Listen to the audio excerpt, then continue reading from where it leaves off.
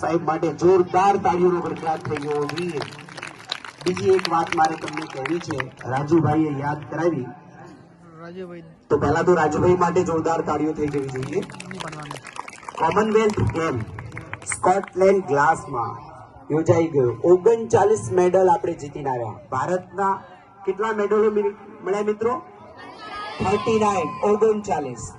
અને 39 મેડલ મેળવવા વાળા બહુ જ સામાન્ય પરિવારમાંથી આવ્યા હતા. કોઈ કોચિંગ ક્લાસ નહીં, કોઈ એસી વાળો રૂમ નહીં, કોઈ ગાડીઓ લઈને શીખવા જાય એવું નહીં, પરંતુ સાયકલ ચલાવવા વાળા, લારીઓ ચલાવવા વાળા, સામાન્ય ઉદ્યોગ ધંધા કરાવવા વાળા ના દીકરા દીકરીઓ હતા. એમાં મીરાબાઈ ચાનુનું નામ જોરદાર, એનો સંઘર્ષ જબરજસ્ત છે. તમે વાંચજો, તમને મજા આવશે અને એમાંથી તમે પ્રેરણા લેશો તો તમે પણ આગળ જશો. અને ભારતમાં પણ કોમનવેલ્થ ગેમ આવી રહી છે 2030માં. તો અમદાવાદ ખાતે આપણે પણ એમાં આપણું નામ રોશન થવું જોઈએ. એના માટે જબરજસ્ત તૈયારી કરો અને મારી શુભેચ્છાઓ છે.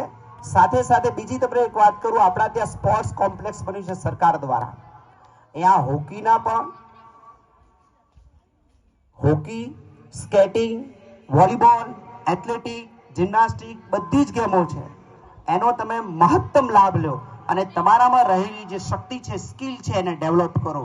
અને એવી હાર્દિક શુભકામના આપું છું કે તમે કોમનવેલ્થ ગેમમાં તમારું નામ રોશન કરશો. જોરદાર તાળીઓ થઈ જવી જોઈએ મિત્રો.